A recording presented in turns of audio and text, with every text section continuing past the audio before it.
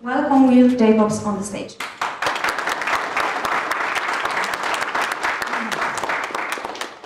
Hello.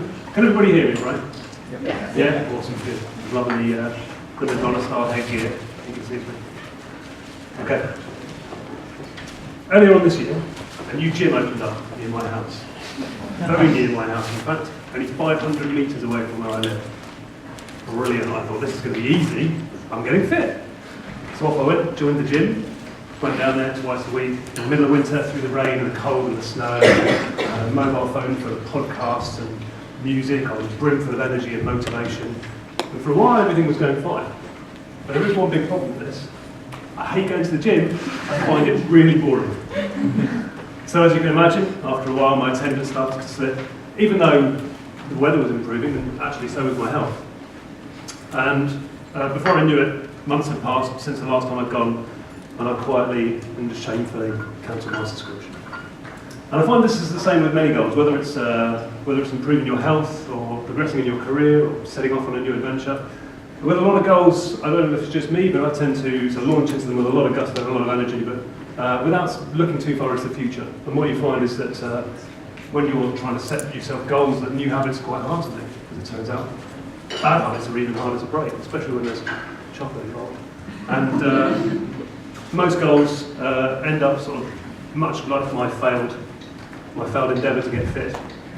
It's quietly put in a box by the side of the road. So I thought about better ways to set goals, better ways to choose goals, better ways to execute on those goals, and better ways to improve your chances of being able to be successful in those goals. I found some really useful things out. What I found was there are a lot of overlaps between these goal setting techniques that I found and the Agile techniques that we use here today as well. I thought that was really interesting, so I thought I'd share a few of these techniques with you today in the hope that maybe you'll be able to take some away, and this will help you with your goal setting in the future. So here's what I want to talk about today. So we're going to start with choosing your goals, choosing wisely, and understanding that some goals are better for you than others. Evaluating your goals, figuring out which goals are most important to you and why, and you might be surprised by which ones are more important. Breaking your goals down. It's really great to have big inspirational and aspirational goals, but you can't approach that goal without breaking it down into manageable chunks. Starting, it kind of sounds strange. I'm going to call out starting your goal as a whole slide, but you'll realise that it's not so silly as it sounds. You've got to start your goal in order to finish it, right? But there's a bit more to it than that. Prioritisation, and figuring out which goals are more important to you at a particular point in time, stopping yourself from getting swamped and overloaded. Sharing your goals, the importance of going public with your goals, and how sharing them can be a really powerful motivator towards meeting your commitments. Measuring, retrospection, celebration, and how these are really crucial aspects of your long-term strategy in order to meet your goals and keep your energy levels up. And finally, iteration, experimentation, course correcting, and making sure that you're always pointing in the right direction. All right. So, first off, choosing your goal. Why have a goal at all? What's so great about having a goal? Well, if you look on the internet, then every blogger and his sister has written a blog post about the 5 ways to improve your chances of meeting your goals, and you'll find various reasons why goals are good. Okay, so they'll tell you that having a goal is great for your focus, it's great for your motivation. They'll say having a goal is a habit of very successful people, so it must be good. They'll say that having goals teaches you about yourself and gives you a sense of self-awareness. I think those are all great, to be honest. I don't disagree with any of those, but for me, I think it's slightly more simple. I think I like having a goal because it makes me happy. And to go into a bit more detail about that, when you form a goal for yourself, you are trying to take control over a small piece of your life. You're telling yourself, I want to do this thing, and this is when and how I'm going to do it. And taking control of that aspect of your life gives you that sense of autonomy. You're taking back control. And having a goal and knowing your direction in life, that gives you a sense of purpose. And at some point down the track, once you've come towards your goal a little bit, hopefully, you'll start developing that sense of mastery. And as Rob alluded to earlier on, autonomy, mastery, and purpose are the 3 legs on which intrinsic motivation stands. If anyone's familiar with the book Drive by Dan Pink, The Surprising Truth About What Motivates Us, he goes into a lot of detail about how those three things are really the feedback loop between autonomy, mastery, and purpose, and intrinsic motivation helps you to be psychologically happy and more productive. So at the end of the day, get yourself a goal, make it happen. And when it comes to choosing a goal, as I said, there are actually some goals that may well be better for you than others. There was a mental health study in the UK which resulted in a white paper that's called 5 Ways to Wellbeing. And in this study they found that people who gave more time over to certain aspects of their lives actually turned out to be mentally happier, more robust, more psychologically adjusted. And these 5 areas are like these, so getting healthier, learning new things, being more curious, giving more time to others, and improving your social networks, all of these ways. If you can give more time to those periods or pieces of your life, then that has this sort of better effect on your mental happiness. So when we're talking about setting goals, it's important to call out that firstly, personal versus workplace goals. I think it's probably easier for us to come up with a personal goal which resonates with some of these aspects than in the workplace, but I certainly don't think it's impossible for us to set goals in the workplace which also have some of these things in common. Think about improving your career at work, improving the social network in your relationships, or learning a new technology. There are various goals that you can set for yourself that intrinsically come from you that will have something in common with all of these things, or just some of them. More on the subject of workplace goals, it's important also to distinguish the workplace goal versus the workplace task, the intrinsic goal versus the extrinsic one. If you come up with a goal on your own and it's resonant with you, it's authentically coming from you, it's something that you want to achieve, brilliant, that's a goal. If it's something that somebody else is giving to you and calling it a goal and saying you need to do this rather than you want to do it, that's delegation, that's a task, right? That's not a goal at all. So it's important to distinguish these two things and figure out which ones are really going to be the ones that make you happy. So to close out on the subject of choosing your goals, one last slide on what not to do. Don't focus on the what of the goal so much as the why. So this is thinking about the journey rather than the destination. So if you focus on your goal of being, I want to climb Mount Everest, then every day you haven't climbed Mount Everest, you failed to achieve your goal. But if you focus on understanding why you want to climb Mount Everest, what effect you want that to have on your life, which of those elements I talked about maybe that strengthens in your life, then you can see that progress in a much more real way as you take that journey towards the goal. So always keep the why in mind, keep the journey in mind, because that will help you to keep yourself pointed in the right direction. Extrinsic versus intrinsic goals I've touched on before. Always try to make sure your goal is intrinsically authentic to you and resonant with you. Otherwise you won't have that same buy-in, you won't have the same drive. Too many versus not enough, too easy versus too difficult. I can't tell you the answer to that, of course. It's going to be different for everybody, but it's important to strike a balance. You don't want your goal to be too easy. It's got to be somewhat challenging, otherwise where's the satisfaction, where's the reward? On the other hand, if you sign up for something you will never achieve, that is not going to do any favours for your motivation. That's not going to do anything good for your self-esteem. So find that balance for yourself, understand where your limits are, and then maybe just take 1 or 2 steps past that. Finally, complexities and consequences. So this is the bit that always trips me up. Always try to have an idea about at least the first few steps of your mental journey towards your goal. Understand what you're getting into. Understand what the first few actions look like. Otherwise, you're going to come unstuck a bit sooner than you thought when you start to lose track of why you're doing what you're doing, and the direction you're going in. On to evaluation. So now you've come up with a set of goals that are finely crafted and they resonate with yourself and your personal philosophies. How do you know which one's more important? Well, for a start, forget about importance. Think about your goals in terms of which ones are more valuable. So it's easy to think about your goals and start with the one that's probably the quickest to complete, the low-hanging fruit, or the goal that looks like the most fun. Let's get into that now. Or the goal that has some sort of external deadline assigned, and really that looks like the most pressing thing you need to do. Those are all reasons why you might choose to start on a goal first, but really you want to be thinking about the goals in terms of what they mean to you, how they align with your personal trajectory, either in your career or at home, and how they resonate with your personal values. Which one is going to bring you the most value and the most happiness? That seems a little abstract, but as it happens, Helen's running a workshop this afternoon about Zen and the art of goal setting, in which she actually uses a tool which allows you to weigh up your goals in these terms and figure out which ones are more important or more valuable to you. And sometimes the results can be surprising.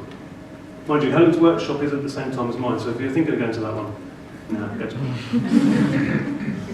All right, breaking down your goals. So, as I said, big, inspirational, aspirational goals are fantastic.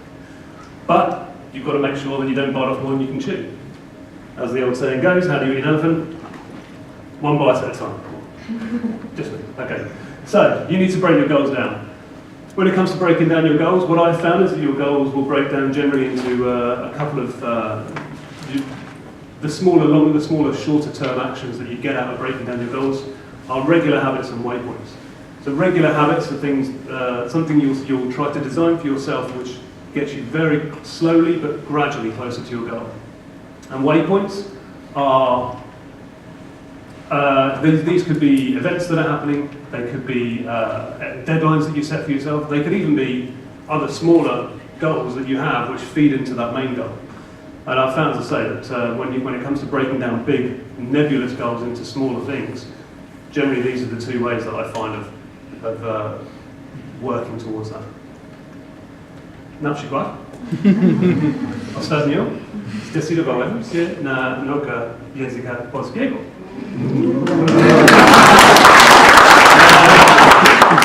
All your applause.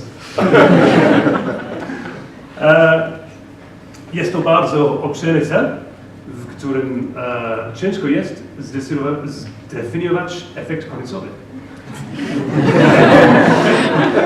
Jednak dzięki regularnej pracy i wyznaczaniu sobie kolejnych etapów mogę śledzić swoje postępy.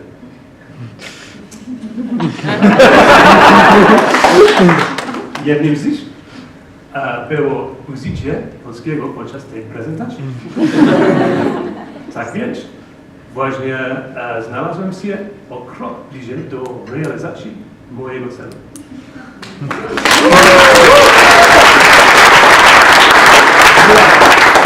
I'm assuming there's a lot of Polish speakers in the room who got that, or you were just being very kind. But for those who didn't, who don't speak Polish, what I was saying then was I recently decided to start learning Polish. This is obviously quite a nebulous goal with no real end point, so it's quite hard for you to track your progress. How do you know how you're doing? So I set a series of regular habits and regular waypoints in order for me to track that progress. One of those waypoints was to use some Polish during this presentation, as I just did, so I have just got one step closer to achieving that goal. I'm glad that bit's out of the way. So, when it comes to breaking down your goals, this is the first of my major Agile overlaps. So, I found that it was useful to think of my goal in terms of it being an epic or a user story. So, if you imagine your goal as a user story, as an Agile aficionado, your first instinct is to try and break that user story down into as small chunks as possible. Deliver iteratively and in minor increments. So what I did was I took that idea of the definition of done, the story kickoff, the 3 amigos session that you can have, where you break down a story or an epic, and apply that to my goals to see if I could come up with an action plan that worked. And I think it worked quite well. So envisaging your goal as a user story, you can break down certain tasks out of that user story, and those are akin to implementation details for the story. So whereas your goal is a fairly large and non-specific requirement, the tasks are slightly more concrete statements about how you intend to meet that requirement. Going on from there, you can break out SMART objectives.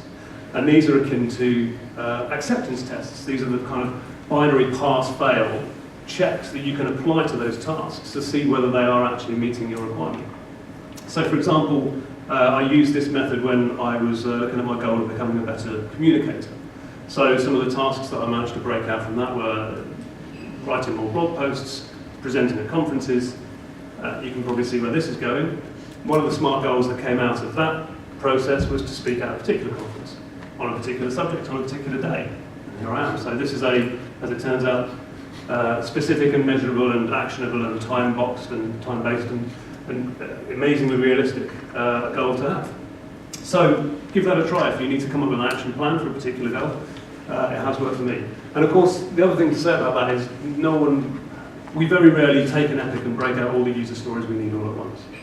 We'll take what we need and we'll take what we can work on straight away and we'll come back to that, revisit that epic and revisit that process more than once. So I think the same applies here. You don't necessarily know what the full trajectory of your goal looks like straight away. But you can always come back to this process and you can always come back and break out more tasks. One more slide on the subject of breaking down. This one's really cool. Habit forming. So I've been reading more about the way that we form habits, natural habits in our brains, and how we can basically hack that process in order to introduce artificial habits and fool our brains into thinking they're real ones. As it turns out, we're all Pavlov's dog, and we will all work in a similar way. So the brain forms habits when it starts to associate a particular behaviour with a trigger. And if that trigger happens regularly, then the brain will form the link between the trigger and the behaviour that follows that regularly. So it tries to do the job of internalising and automating that behaviour on your behalf, so you don't have to think about it. So every time you walk out of the office at lunchtime and you're smoking a cigarette before you even realise you've reached for it, that's your brain interjecting and telling you and deciding that this is the behaviour that you wanted in this instance. So the good thing is you can take that process and you can hack it. So you can say to yourself, I want to introduce a behaviour and I want to link it with a trigger. And the way that you can do that is by taking the trigger first. The trigger wants to be something which is very, very repeatable and very obvious. So if you can lock down as many aspects of that as you can, the better your chances of actually forming this relationship. So whatever it is, make it happen at the same time or on the same day or with the same people or in the same location. As many kind of factors as you can lock down, that will help you. When it comes to the task you want to associate with that trigger, start by making that really easy. Start by making it so straightforward and simple that it's virtually impossible to fail to do. That will make it easier for you to start the process of regularly doing that task, because it's easy to do something easy than it is. It's easier to do something easy. And it will help to strengthen that connection and help your brain to start realising that this is a regular habit rather than a regular task. So the example that I have for this, which is quite nice, is a guy who wanted to get into running. I don't agree with his goal necessarily, but I like the tactic. He would basically, his opening task was simply to put on a pair of running shoes at the same time every day. So this is great for two reasons. It's a really simple thing. You cannot fail to just put on a pair of shoes. That's a stupidly simple task. But equally, it's a really easy thing to build on as well, because once you've got your running shoes on, well, it's only a short walk to the door. And once you're at the door, it's only a short walk out of the door, round the block, and then if you're walking around the block, you might as well jog around the block, and so on. So you get to build on that task over time whilst you're regularly repeating the task and helping your brain to get used to the idea that it's going to be a habit. You're also building up the complexity of the task that's involved. So I've said that behaviour changes mindset, and I think it's easy to think that that would actually happen the other way around, but actually when you think about it, it's quite difficult for you to simply will a new behaviour into existence. Whereas actually practicing it first, even if you're not fully convinced, you will convince yourself over time the more and more you practice. And when it comes to breaking bad habits, it's the same procedure in reverse. Bad habits and good habits are the results of triggers in either case. So if you can understand the trigger that causes this bad behaviour, if you can understand that every day at lunchtime I'm smoking a cigarette when I go out of the building, then you can interject between the trigger and the behaviour, and you can start to break down that relationship. As it turns out, you generally have to replace a bad behaviour with a good one, but still, if you can get to the trigger first, then you're on the road to understanding how to do that. So start. As I said before, it seems strange to talk about starting your goal.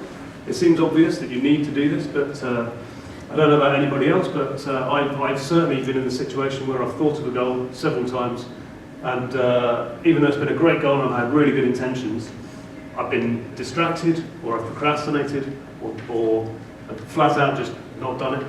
And actually, if you never start in the first place, you're definitely no closer to finishing it. Can I have a show of hands? Is anyone else on my side with this? Anyone come up with a goal that, oh, that's good. That makes me feel better. It's still doing wonders for me.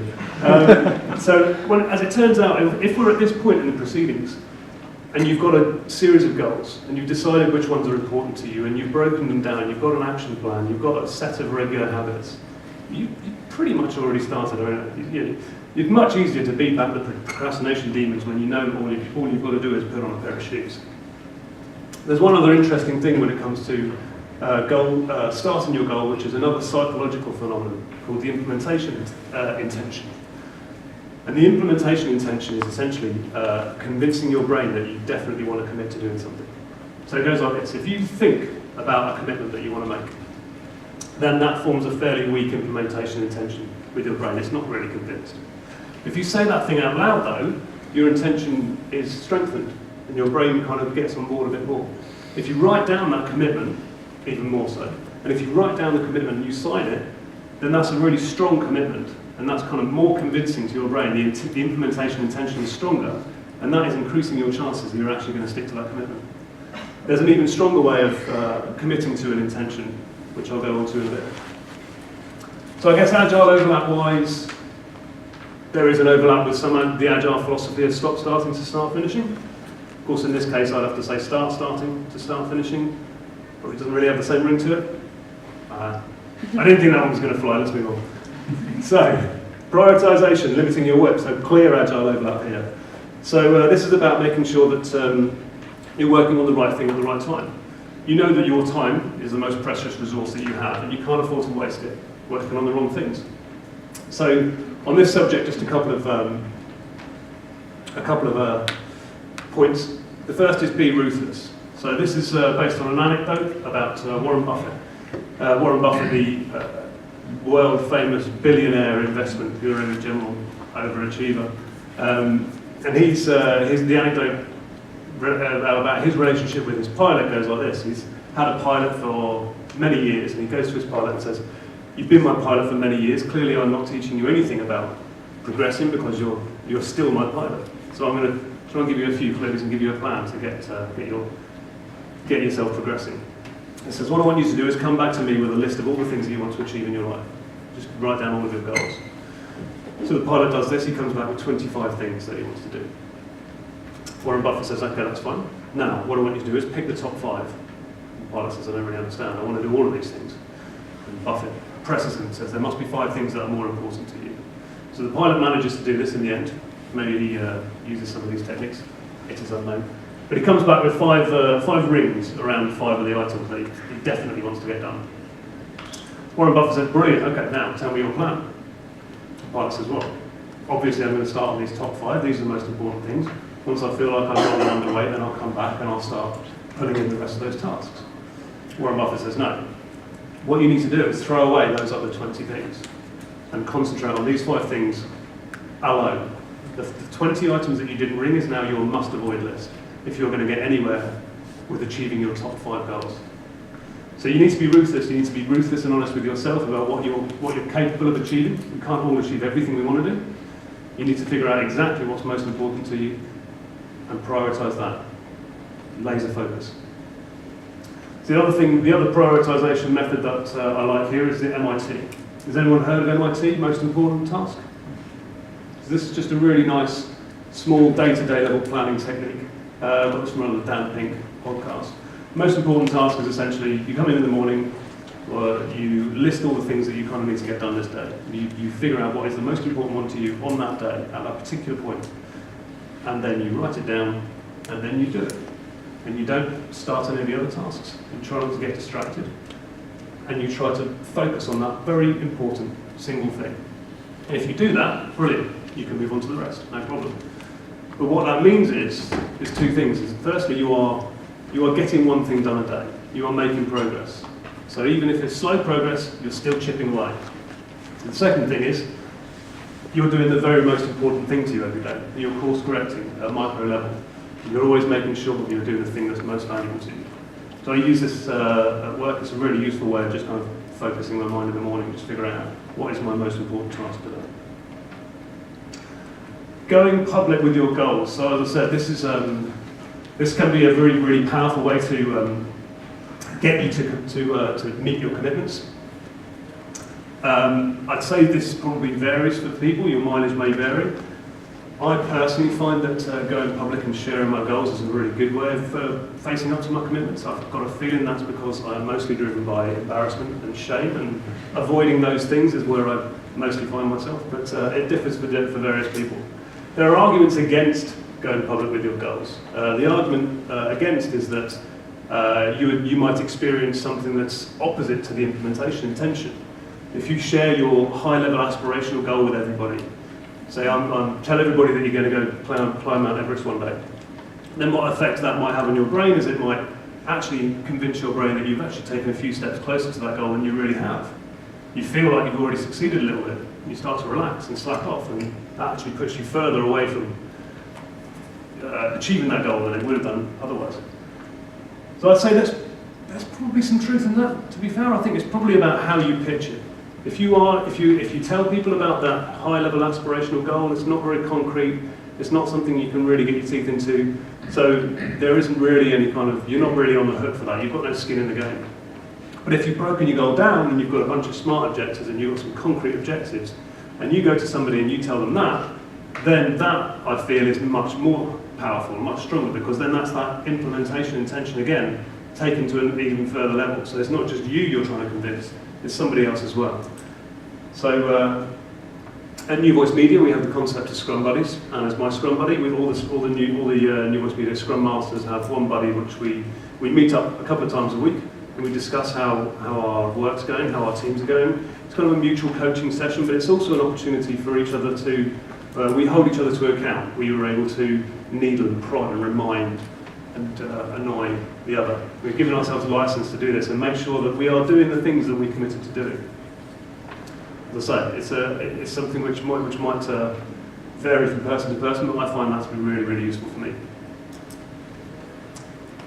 So, measurement and retrospection and celebration. So, of course, we know in the Agile development lifecycle how important retrospection is. We know what it's about. It's about stopping, looking how far you've come, measuring your progress, celebrating that progress, even though the end of the process, the end of the goal, the end of the epic may still be a long way off. And that retrospection is really important because A, it gives you a sense of progress to this point, and it keeps your motivation levels up, and it keeps your energy levels up. And without that process, if you were embarking on a really long goal, a long-term goal or a complex goal, if you didn't have that process of knowing how far you'd come, how far you've got to get, then it's really easy for your head to dip, for your chin to go down, for you to just lose sight of the vision, so your motivation levels to drop, and for you to just lose your way. So those regular minor pickup points where you can get together with everybody and celebrate in the Agile world, I think it's the same thing when it comes to setting your own personal goals. You've got your action plan, you've got a way of tracking how you're doing. Go back to that every once in a while, sit down, reflect, and see how it's going. And don't forget to celebrate, figure it and understand, keep in perspective how far you've come so far. So the gamification is a big part of this. Of course, the gaming industry, of course, has taken this to heart. So games like World of Warcraft, all the way down to Candy Crush, they all have this aspect of leveling up. So even with a game that's long-winded or has no end at all, keeps you going by giving you that little dopamine rush whenever you level up. Gives you that little celebration, keeps you going, keeps you on the right track. Keeps you sucked in, keeps you playing, keeps you paying. Okay, so the final point of this is experimentation. So again, and of course, keeping things in perspective and measuring that progress, you'll know up to a point that when you're some way towards that goal, you'll still have all of the experience that you've learned, all your learnings experience, all of the changes that you've made in your life. Even if you stop 50% of the way towards a goal, that's 50% of all the achievements that you've made that you wouldn't have had at all if you'd never started in the first place. So that's kind of it. So to summarise here, so you want to select the right goals. You want to select the goals that are going to make you happy and that are going to be the most valuable to you. You want to break those goals down. You want to form an action plan, form a definition of goal, form some new regular habits. You've got to start finishing. Would it help if I put a hashtag in front of that? No. And you've got to limit your whip. You've got to know precisely what you need to be working with. Share your goals. This could be really powerful. It's a great way to have people hold you to account. Measure your progress, constantly retrospect, and make sure you celebrate. Keep your motivation levels up. And finally, inspect and adapt. Know when to course correct. Change your habits, change your waypoints, and if it comes to it, change your goals. Okay. That's about all I've got to say on the subject, so I hope that that's been useful to you. I hope that even if you take a few points of this away, you bring them into your lives, that helps you to achieve more goals and helps you to be happy. And if that has happened, then I'll have achieved my goal today. Thank you very much.